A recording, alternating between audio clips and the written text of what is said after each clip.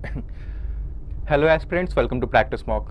आज का जो सेशन है वो काफ़ी इंपॉर्टेंट होने वाला है, क्योंकि आज के सेशन में हम CDS 2023 के लिए previous year question paper discuss करेंगे। इसमें हम क्वेश्चंस देखेंगे किस टाइप के क्वेश्चंस आते हैं और उन्हें सॉल्व करने का क्या अप्रोच होना चाहिए, कैसे सॉल्व करते हैं और कितना टाइम लगना चाहिए एक पर्टिकुलर क्वेश्चन को हमें सॉल्व करने में। ये जितने भी क्वेश्चंस मैंने लिए ये पहले एग्जाम में आ चुके हैं, तो एग्ज़ाम के पॉइंट ऑफ व्यू से ये काफ़ी रेलेवेंट है, काफ़ी इंपॉर्टेंट क्वेश्चंस हैं। तो चलिए बिना कोई टाइम वेस्ट किए स्टार्ट करते हैं। पहला क्वेश्चन हमारे सामने, हम पहले क्या करेंगे, डायरेक्शंस अच्छे से पढ़ लेंगे, क्योंकि डायरेक्शंस काफ़ी इंपॉर्टेंट होता है।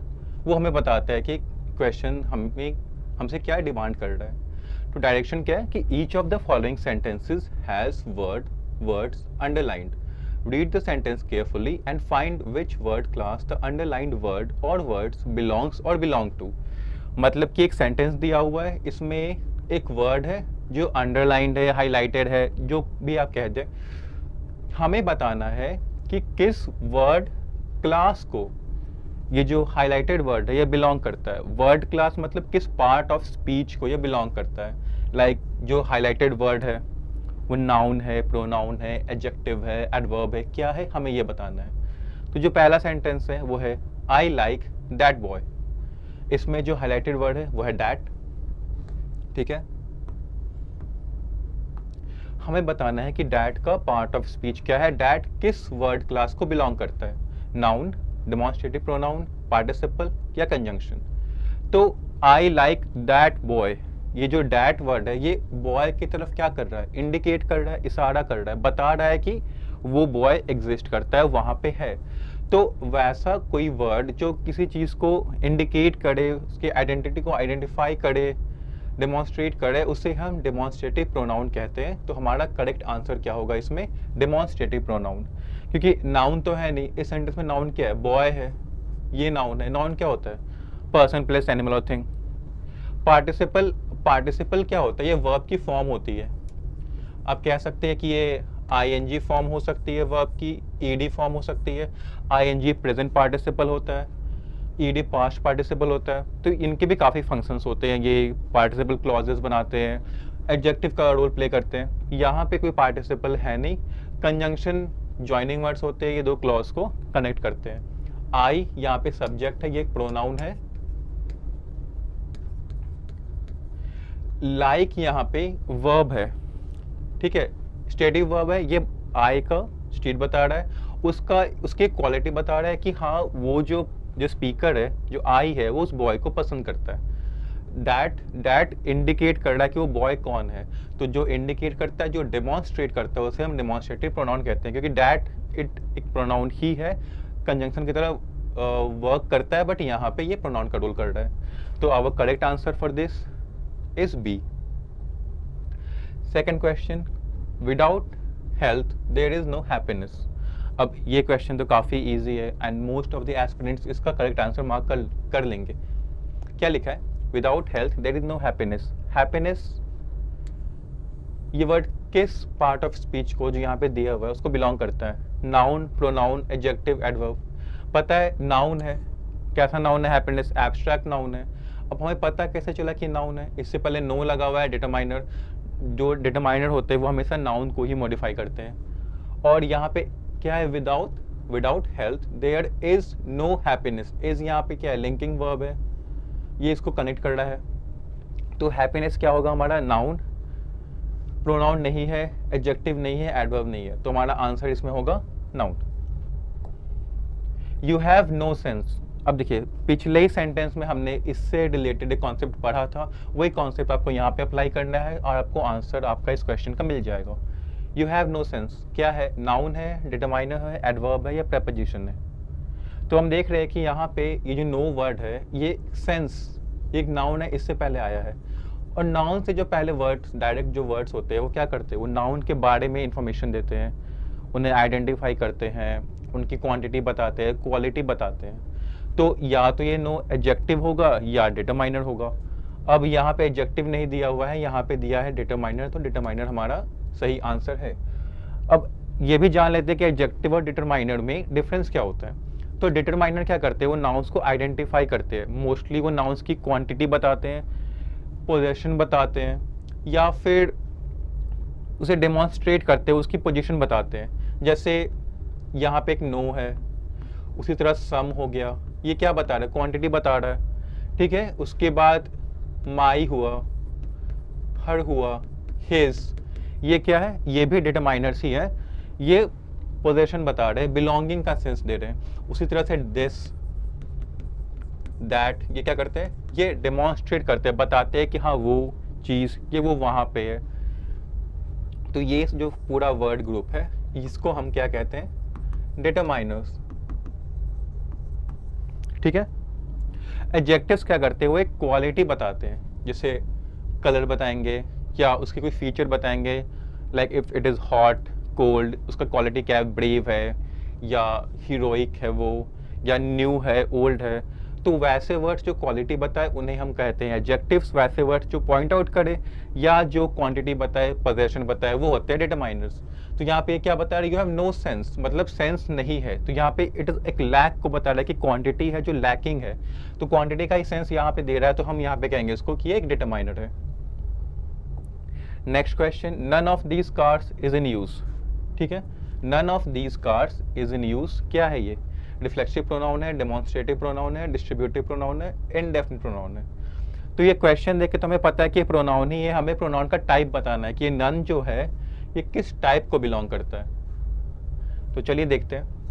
None of these cars is in use, मतलब कि इन कार्स में से कोई भी कार नहीं, एक भी कार नहीं है ऐसी जो यूज में है, जो कि अभी जो ऑपरेशनल है। तो क्या ये रिफ्लेक्सिव प्रोनाउन है, नहीं। रिफ्लेक्सिव प्रोनाउन क्या होते हैं, जैसे myself, herself, themselves, वो क्या बताते हैं कि कोई डूअर है, वो एक्शन खुद पे ही कर रहा है, तो वो रिफ्लेक्सिव प्रोनाउन होता है। जैसे अगर मैं कहूँ कि today while shaving I cut my self, मतलब आज सुबह मैं शेव करते हुए मैंने खुद को काट लिया, तो जो एक्शन है कट का वो मैंने किस पे किया, खुद पे किया। तो उस चीज़ को बताने के लिए हम रिफ्लेक्सिव प्रोनाउन यूज़ करते हैं, जो होता है माई सेल्फ, herself एटसेट्रा। तो ये यहाँ पे है नहीं। डेमोन्स्ट्रेटिव प्रोनाउन हमने अभी जस्ट डिस्कस किया है, ये दिस, दैट, दीज और दोज होते हैं, ये इंडिकेट करते हैं, वो भी यहाँ पे केस नहीं है। डिस्ट्रीब्यूटिव प्रोनाउन, हाँ, डिस्ट्रीब्यूशन का सेंस दे रहा है, मीन्स क्वांटिटी से रिलेटेड है, क्वांटिटी ही बता रहा है कि इनमें से कोई भी नहीं है। तो ये कौन सा प्रोनाउन हो गया हमारा, डिस्ट्रीब्यूटिव प्रोनाउन हो गया। इनडेफिनिट प्रोनाउन क्या होता है, वैसे ये गलत है बट ये भी जान लेते हैं कि इनडेफिनिट प्रोनाउन क्या होता है। तो इनडेफिनिट का मतलब क्या होता है, जो डेफिनेट नहीं है, जो डिफाइंड नहीं है, मीन्स जो नोन नहीं है, मतलब जो अननोन है। जैसे समवन इज हाइडिंग देयर, हमें नहीं पता कौन है बट कोई वहाँ पे छुपा हुआ है। समवन हुआ, समथिंग हुआ, उसी तरह से नथिंग, नो वन, ये सारे इनडेफिनिट प्रोनाउन होते हैं। We shall now begin to work, we shall now begin to work, तो इसमें आपको नाउ का बताना है कि नाउ क्या है, एडवर्ब, एडजेक्टिव, कंजंक्शन, प्रोनाउन। तो हमें देखना है यहाँ पे नाउ क्या है, इसका फंक्शन क्या है। तो ये क्या बता रहा है कि अब हम काम करना शुरू करेंगे, कब करना शुरू करेंगे, अभी। तो ये कब, जो टाइम है, इसका सेंस दे रहा है इन अ वे। ये जो बिगिन वर्ड है, we shall now begin to work, चलिए इसको ग्रामर सेंस से देखते हैं। नाउ के बाद कौन सा वर्ब है, बिगिन। बिगिन क्या होता है, वर्ब, ठीक है। वर्ब से पहले जो वर्ड आता है और जो वर्ब के बारे में ज़्यादा इंफॉर्मेशन दे रहा है, क्योंकि ये यही बता रहा है ना, ये तो पता है हमें कि we shall begin to work, हम काम करना स्टार्ट करेंगे, बट कब करना स्टार्ट करेंगे, अभी करेंगे। तो ये टाइम का सेंस दे रहा है। तो ऐसे वर्ड जो वर्ब के बारे में बताया, मीन्स एक्शन जो हो रहा है, वर्ब क्या होता है, एक्शन ही होता है। तो एक्शन के बारे में जो ज़्यादा हमें इंफॉर्मेशन दे, वो होता है हमारा एडवर्ब। तो यहाँ पे जो नाउ है ये एडवर्ब है। एडजेक्टिव नहीं है, क्योंकि एडजेक्टिव नाउन्स को मॉडिफाई करते हैं, वो नाउन के पहले आते हैं, बट यहाँ पे नाउ जो है वो वर्ब के पहले आया है। कंजंक्शन नहीं है, नहीं प्रोनाउन है। ओके, सो पहला सेट हमने कर लिया, ये सेकंड सेट ऑफ क्वेश्चन है। हम फिर से डायरेक्शंस पढ़ेंगे, देखेंगे क्वेश्चन क्या डिमांड कर रहा है हमसे। Each of the following sentences in this section has a blank space and is followed by 4 choices। Select the most appropriate choice to fill in the blank space. Filler simple filler का question है, एक sentence में एक blank है, आपको देखना है कि इनमें से कौन सा वर्ड या कौन सा फ्रेज है जो यहाँ ब्लैंक में फिट हो सकता है। ठीक है, सेंटेंस पढ़ते हैं। He was blank speaker that I had ever heard.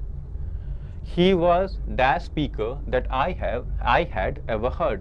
The most eloquent, the more eloquent, very eloquent, eloquent. तो हमें पता है कि the most eloquent ही हमारा आंसर होगा, वही यहाँ पे फिट होगा, बाकी क्यों नहीं फिट होंगे?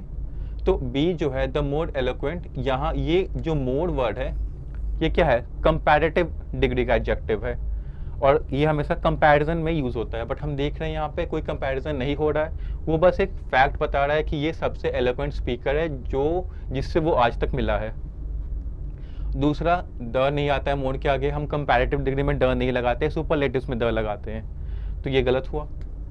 वेरी एलोक्वेंट और एलोक्वेंट ये सही हो सकते थे, बट यहाँ पे आर्टिकल होना चाहिए था, बट हम देख रहे हैं कि यहाँ पे कोई आर्टिकल नहीं है। अगर इसके आगे होता है he was a very eloquent speaker और एन एलोक्वेंट, लेकिन फिर भी ये गलत होता, क्यों? क्योंकि यहाँ पे जो क्लॉज लगा हुआ है, जो एडजेक्टिव का रोल प्ले कर रहा है, that I had ever heard, मतलब कि वो अभी तक का सबसे बेस्ट है, उसने अभी तक जितने स्पीकर्स को सुना है उनमें वो सबसे हाई उत्तम दर्जे का है।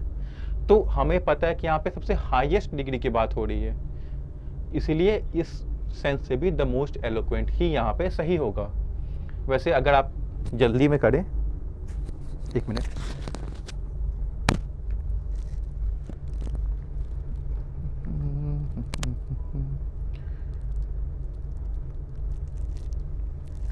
हाँ ठीक है, तो हाँ क्या कह रहा था मैं, हाँ अगर आप जल्दी में करना चाहते हैं मिनट, तो ये वाला आप अप्रोच ले सकते हैं कि यहाँ पे आर्टिकल नहीं है, बट फिर भी अगर आर्टिकल दिया हुआ भी होता आपको, अगर आपको आर्टिकल बाई आप अज्यूम कीजिए कि वहाँ पे दिया होता, फिर भी आप ये कॉन्सेप्ट लगाते कि उसने अभी तक जितने भी स्पीकर से वो मिला है उनमें से ये सबसे एलोक्वेंट था, तो वो ये बात कह रहे हैं, तो ये बात क्यों ही कहता वो, तो हमारा आंसर इसमें क्या होगा? The most eloquent. What was the name of the person to dash you spoke on the phone? Who, whom, whose, which? क्या होगा? What was the name of the person to blank you spoke on the phone? Who होगा, whom होगा, whose होगा या which होगा? तो यहाँ पे पता है what was the name of the person to, ये जो to लगा हुआ है ये क्या है? preposition है। preposition के बाद ये जो हम चलिए यहाँ पे लिखते हैं prepo लिखते हैं, ठीक है, prepo is short for preposition, तो prepo के साथ हमेशा ऑब्जेक्टिव केस लगता है ना। who तो सब्जेक्टिव है तो ये गया। whose जनरली किस में होता है? ऐसे होता तो to whose वो भी सब्जेक्ट में यूज होता है, बट whose मेनली हम क्वेश्चंस पूछने में, स्पेशली जब पोजेशन का क्वेश्चन हो, like whose card is this, किसकी कार्ड है, do you know whose pen is this, क्या आपको पता है किसका पेन है ये, तो whose वहाँ पे यूज होता है। यहाँ पे वैसा कोई क्वेश्चन तो पूछा नहीं जा रहा है, वो बस ये पूछना चाह रहा है कि उस पर्सन का नेम क्या है जिससे तुम बात कर रहे थे, जिससे बात कर रहा था, बात करने की एक्टिविटी, बात कर रहा था वो जिससे क्वेश्चन पूछा जा रहा है, बात करने की जो एक्टिविटी थी वो किससे हो रही थी? उस पर्सन से जिसका वो नेम जानना चाह रहा है, तो वो पर्सन जिसका नेम जानना चाह रहा है वो ऑब्जेक्ट है यहाँ पे, और ऑब्जेक्ट है अगर तो हमेशा में ऑब्जेक्टिव केस की जरूरत पड़ेगी, तो हुज तो होगा नहीं, हुज तो हमने इसे नेगेट कर दिया है। एक मिनट रुकिएगा, हाँ हुज तो हमने नेगेट कर दिया है। विच क्या होता है? विच भी क्वेश्चंस पूछने में ही यूज होता है या फिर इंफॉर्मेशन देने में भी यूज होता है एज अ रिलेटिव प्रोनाउन, जैसे द बॉय नहीं होगा, बॉय के साथ तो हु लगेगा। द कार, फिर which is red in colour is a new car, ऐसे हम बोल सकते हैं, वो भी यहाँ पे सेंस नहीं बन रहा क्योंकि पर्सन की बात हो रही है। हुम आएगा क्योंकि एक तो हुम ऑब्जेक्टिव केस है, तो आपको पता है टू के बाद ऑब्जेक्ट ही लगेगा, हुम यहाँ पे उस कॉन्सेप्ट से भी फिट हो गया, और बाकी रेस्ट तो मैंने समझाया है कि क्यों बाकी ऑप्शंस आपके गलत हैं। Have you seen Mohan dash lately, yesterday, lastly, late, क्या होगा? हैव यू सीन मोहन पूछना चाह रहा है क्या तुमने हाल फिलहाल में मोहन को देखा है, तो हाल फिलहाल में का क्या होता है?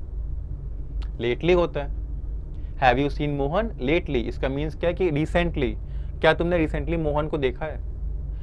Yesterday, have you seen Mohan yesterday, क्या लगता है फिट हो रहा है? Have you seen Mohan yesterday बिल्कुल नहीं फिट होगा, क्योंकि येस्टरडे का क्या हो जाएगा, पास्ट का सेंस देगा। तो ये जो पास्ट परफेक्ट का जो कंस्ट्रक्शन है वो हमें चेंज करना पड़ेगा, हमें लिखना पड़ेगा did you see Mohan yesterday. ठीक है, तो ये गलत होगा। लास्टली तो तब यूज होता है जब हम बता रहे होते हैं एक हर चीज एक एक करके, और सबसे लास्ट में, जैसे lastly I want to thank the coordinators for conducting such an amazing show. तो लास्टली कब, जब हमने सब कुछ बता दिया और लास्ट में जो चीज़ बता रहे तब लास्टली यूज होता है। यहाँ पे वैसा कोई कॉन्सेप्ट तो लग नहीं रहा, कोई कॉन्टेक्स्ट तो वैसा है नहीं। और late, have you seen Mohan late, नहीं होगा। लेट का क्या मतलब होता है कि कोई है जो टाइम पे नहीं आया, डिले कर रहा है। तो have you seen Mohan late एक तरह से have you seen Mohan late हो तो जाएगा ये भी फिट, बट चूंकि लेटली हमारे पास है यहाँ पे, तो लेटली एक ज़्यादा एप्रोप्रिएट आंसर है। क्योंकि have you seen Mohan late, ये क्वेश्चन क्या पूछना चाह रहा है, क्या तुमने कभी भी मोहन को लेट होते हुए देखा है?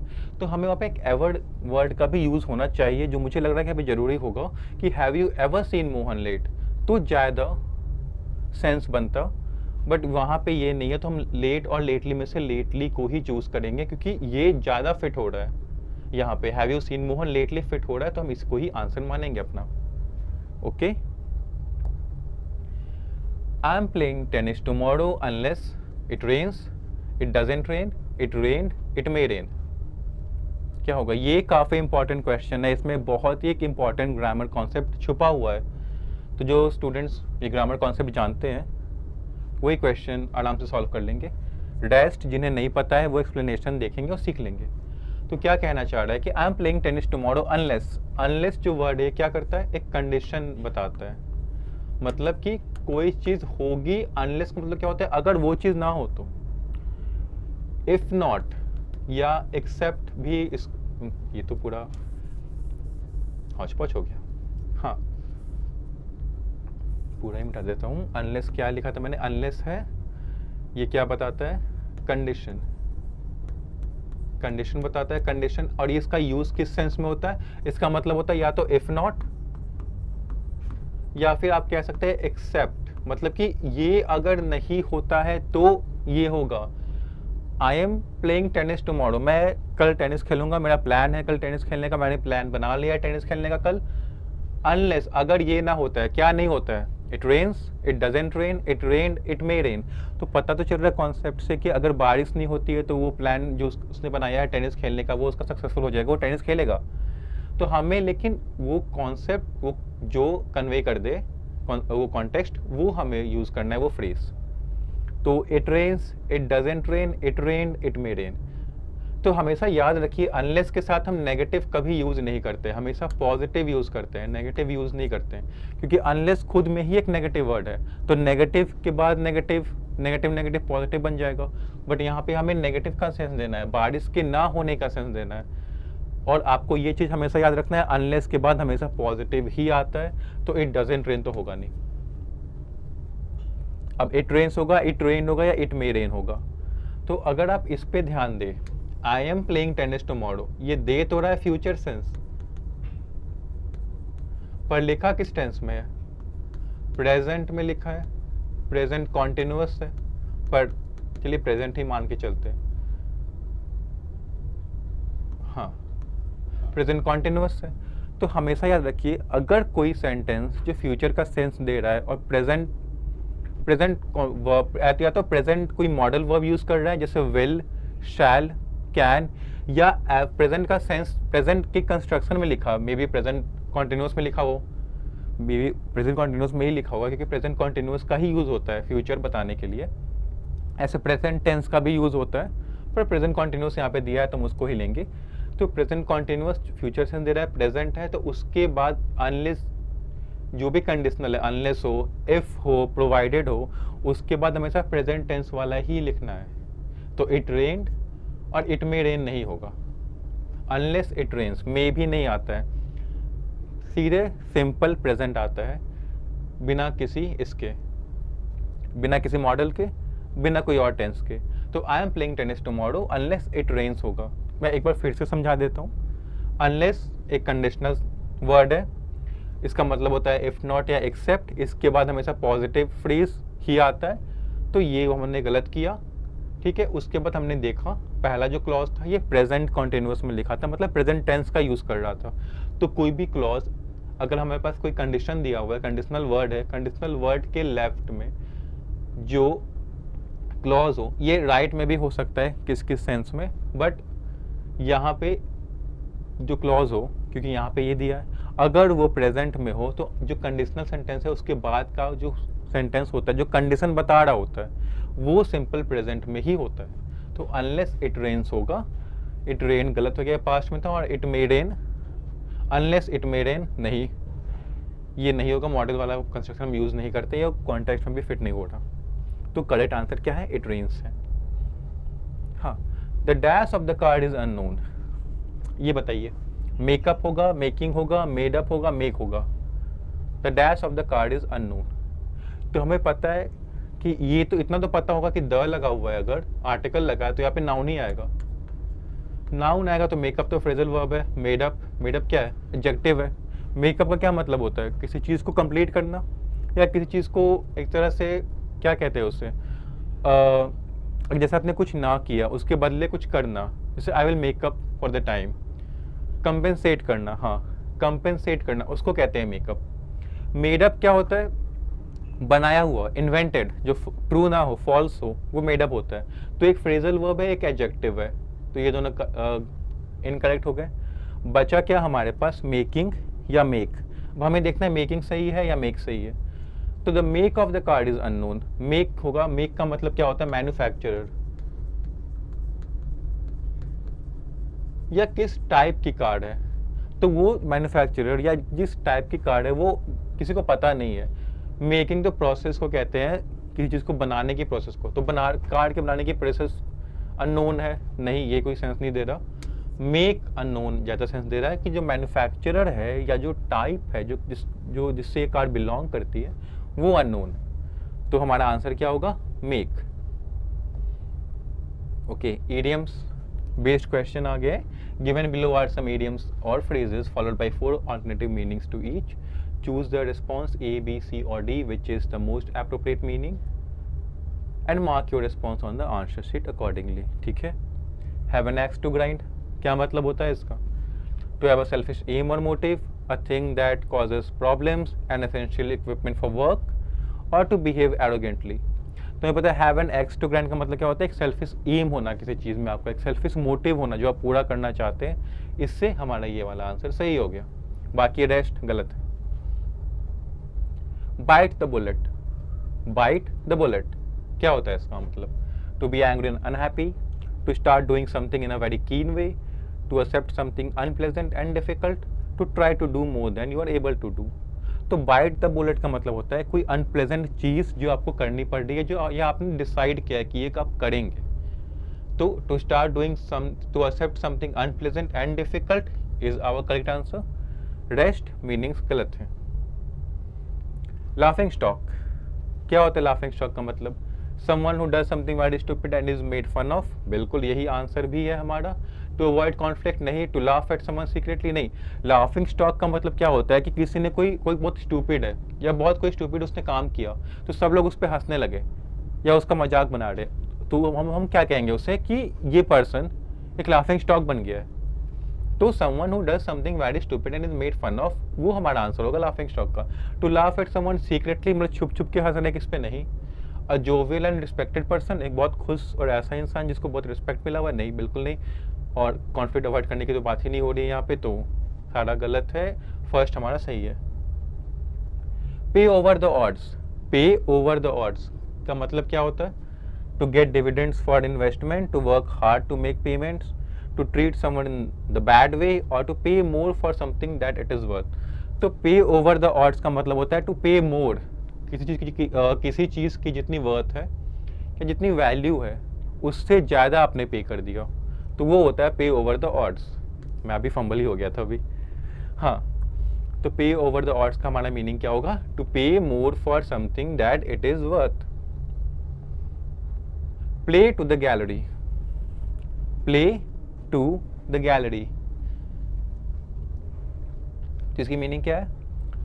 To do something alone, to say things that will make people admire you, to behave in a very annoying way, to take big risk in business. तो हमें पता है कि प्ले टू द गैलरी का क्या मतलब होता है। उसका मतलब होता है ऐसा कुछ कहना या ऐसा कुछ करना जिससे आप सेंटर ऑफ अटेंशन बन जाओ या फिर लोग आपको एडमायर करें। तो जो बी बता रहा है हमें, तो ये हमारा आंसर है, to say things that will make people admire you. Each, अब हमें क्या, एक डिफरेंट काइंड ऑफ क्वेश्चन आ गया है हमारे सामने। हम देख लेते हैं करना क्या है इसमें। Each item in this section consists of a sentence with an underlined word followed by 4 words or group of words. Select the option that is nearest in meaning to the underlined word and mark your response on the answer sheet accordingly. Means एक sentence है, sentence में एक word है, underlined कह सकते हैं आप, मैंने यहाँ पे highlight करके रखा है तो पता आपको चल जाएगा कौन सा word है। इस word से आपको ऐसा word ढूंढना है इन options में जो इस underlined और highlighted वर्ड से नियरेस्ट इन मीनिंग हो, मीन्स कह सकते हैं सिनोनिम हो उसका। तो आपको इस वर्ड का सिनोनिम ढूंढना है। किसका synonym? There are plenty of graduates anxious for work, composed, eager, indifferent, prominent. क्या होगा? There are plenty of candidates नहीं, ग्रेजुएट्स एंक्सियस फॉर वर्क। तो इससे सबसे नियरेस्ट मीनिंग किसकी है? कंपोज्ड की है, ईगर की है, इंडिफरेंट की है, या प्रोमिनेंट की है। तो हमें सेंटेंस से मतलब हो तो रहा है, एक सेंस तो मिल रहा है कि बहुत सारे ग्रेजुएट्स जो एंक्सियस है, मतलब बहुत क्या है, इंथुजियास्टिक है, ईगर है, चाह रहे हैं कि वर्क मिले, हमें वर्क करें। तो चाह रहे हैं तो ईगर हैं, इंथुजियास्टिक हैं, सही है। क्योंकि एक तो एंक्सियस का मतलब होता है वरिड, ठीक है, ये भी मीनिंग होती है, बट यहाँ पे ये मीनिंग नहीं है। एंक्सियस का आपका मीनिंग ईगर वाला है, बहुत उतारू है, बहुत ईगर है कि हमें ये करना है, हमें ये चाहिए। तो ईगर हमारा करेक्ट आंसर होगा। कंपोज होता है काम, मतलब जो डिफिकल्ट सिचुएशन में भी कंपोजर बनाए रखे, अपना शांत रहे, डिस्टर्ब ना हो जाए, तो उसे हम कहेंगे कंपोज्ड पर्सन। इनडिफरेंट, जिसको कोई मतलब ही नहीं है क्या हो रहा है, अनकंसर्न्ड। प्रोमिनेंट, प्रोमिनेंट क्या होता है? फेमस, पॉपुलर, नोटिसेबल, ऑब्वियस भी कह सकते हैं, जो दिख जाए, काफ़ी नोटिसेबल है, काफ़ी पॉपुलर है, काफ़ी फेमस है। So the correct answer for this question is anxious, eager. Number B, option B. The power of the monarchy was circumscribed by the new law. Monarchy का जो पावर था वो न्यू लॉ से क्या हुआ? सर्कमस्क्राइब्ड हो गया। सर्कमस्क्राइब्ड हो गया, कर दिया गया। तो क्या मीनिंग है इसका? कंस्ट्रेंड, नेचुरलाइज्ड, न्यूट्रलाइज्ड होना चाहिए नहीं, यहाँ पे नेचुरलाइज्ड लिखा हुआ है यहाँ पे।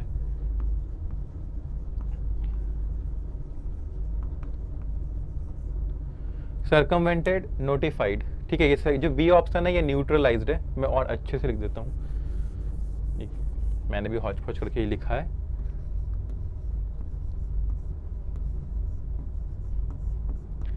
न्यूट्रलाइज्ड, ठीक है। सर्कमवेंटेड या नोटिफाइड, तो हमें पता है सर्कमस्क्राइब्ड का मतलब होता है किसी चीज़ को रेस्ट्रिक्ट कर देना, कंस्ट्रेन कर देना, लिमिट कर देना। तो कंस्ट्रेन कर देना सही आंसर है, ठीक है। न्यूट्रलाइज का मतलब क्या होता है? इनइफेक्टिव बना देना। नहीं, इनइफेक्टिव नहीं बनाया गया था, उसे बस कंट्रोल मिलाया गया था। सर्कमवेंट का मतलब होता है अवॉइड, किसी चीज़ को अवॉइड करना, एक सेंस हुआ। दूसरा, कोई डिफिकल्टी है, आपने उससे सक्सेसफुली डील कर लिया, डेल्ट विथ। नोटिफाइड तो पता ही है, इन्फॉर्म्ड, सूचित करना, किसी को नोटिफाई करना, जैसे आपके फ़ोन की नोटिफिकेशन आपको नोटिफाई करते हैं वैसे ही। We caught him eavesdropping outside the window. eavesdropping करते हुए खिड़की के बाहर वो पकड़ा गया। तो eavesdropping कर रहा था तो क्या कर रहा था वो? Wandering aimlessly, मतलब इधर उधर घूम रहा था बिना किसी एम के। Talking loudly, बहुत जोर जोर से बात कर रहा था। Listening secretly, छुप छुप के सुन रहा था बातें। या Reflecting calmly, मतलब बहुत शांत से बैठा हुआ सोच रहा था और लोगों ने उसको जाके पकड़ लिया। तो वो पता है ईव्सड्रॉपिंग का मतलब क्या होता है? लिसनिंग सीक्रेटली, चोरी छुपे बातें सुन रहा था और सुनता हुआ पकड़ा गया, ठीक है। बाकी ऑप्शंस इनकरेक्ट हैं। The party leader exhorted his members to start preparing for the formation of their government.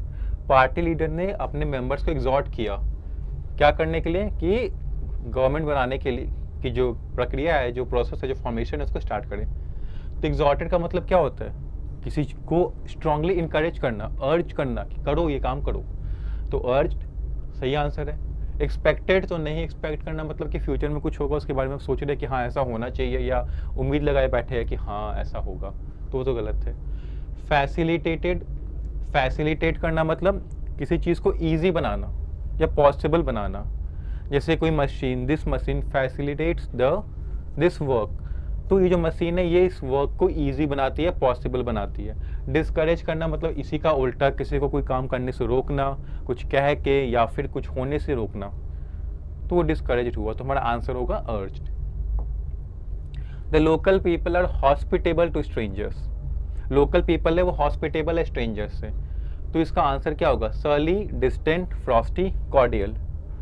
तो लोकल पीपल हॉस्पिटेबल है, हॉस्पिटेबल से मतलब हॉस्पिटैलिटी का सेंस आ रहा है, और हॉस्पिटैलिटी मतलब कि एक तरह से कह सकते हैं उनको वेलकम करना, उनकी खातिरदारी करना, मीन्स वो काफ़ी कॉर्डियल हैं, फ्रेंडली हैं, वार्म नेचर के, वार्म है, वेलकमिंग है, तो कॉर्डियल होगा। सर्ली क्या होता है? Unfriendly. Surely means unfriendly. Frosty भी वही होता है, सर्ली एंड फ्रॉस्टी का मीनिंग एक ही होता है, अनफ्रेंडली हो जो, या बैड टेम्पर्ड भी कह सकते हैं। बैड टेम्पर्ड भी लिख देता हूँ, बैड टेम्पर्ड। डिस्टेंट का मतलब होता है दूर। एक तो ये सेंस है कि कोई चीज़ मतलब कि डिस्टेंस में दूर है, बहुत दूर इस्टेब्लिश्ड है या लोकेटेड है। एक डिस्टेंट होता है कि कोई पर्सन ऐसा है जो आपसे बात नहीं कर रहा, जो बहुत कोल्ड है, जो ओपन अप नहीं हो रहा, उसको भी हम कहेंगे डिस्टेंट। तो यहाँ पे ये वाला सेंस भी नहीं आ रहा, तो ये गलत है, ये गलत है, ये गलत है। कॉर्डियल हमारा सही आंसर है।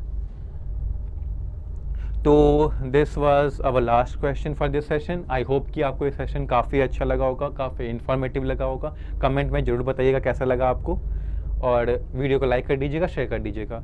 और फिर मैं आपको मिलता हूँ नेक्स्ट सेशन में और भी इंपॉर्टेंट क्वेश्चंस लेके। तब तक के लिए पढ़ते रहिए। All the best. Thank you.